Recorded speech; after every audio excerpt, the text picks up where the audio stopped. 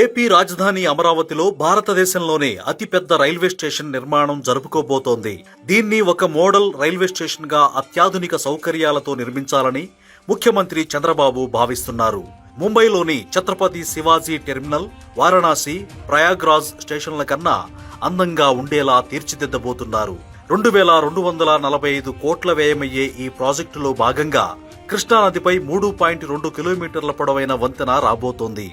Amaravati railway స్టేషన్లో మొత్తం 24 platforms, 4 terminals ఉంటాయి. ప్రతిరోజు 3 లక్షల మంది ప్రయాణికులు రాకపోకలు సాగించే సామర్థ్యం ఉండేలా సిద్ధం చేస్తారు. దేశంలో ఇప్పటి వరకు హౌరా అతిపెద్ద స్టేషన్ గా ఉంది. ఇక్కడ 23 ప్లాట్ఫామ్స్ ఉంటాయి. ఇప్పుడు 24 ప్లాట్ఫామ్స్ తో 1500 ఎకరాల సువిశాల ప్రాంగణంలో అమరావతి దేశంలోనే అతిపెద్ద రైల్వే స్టేషన్ గా మారబోతోంది. 4 సంవత్సరాల్లో ఈ రైల్వే స్టేషన్ అందుబాటులోకి వస్తుంది. అమరావతికి సమీపంలోనే అతిపెద్ద గూడ్స్ యార్డ్ ను ఏర్పాటు చేయాలనే ఆలోచనలో భారతీయ రైల్వే ఉంది.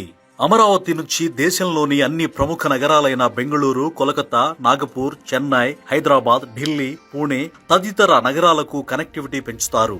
సరుకు రవాణా కోసం రాష్ట్రంలోని ప్రధాన ఓడరేవులైన మచిలీపట్నం పోర్ట్, కాకినాడ, గంగవరం, కృష్ణపట్నం పోర్టులతో అమరావతికి లింకు ఏర్పాటు చేస్తారు. Multi modal commercial cargo terminal ని ఎన్టీఆర్ జిల్లాలోని పరిటాల వద్ద ఏర్పాటు చేయబోతున్నారు.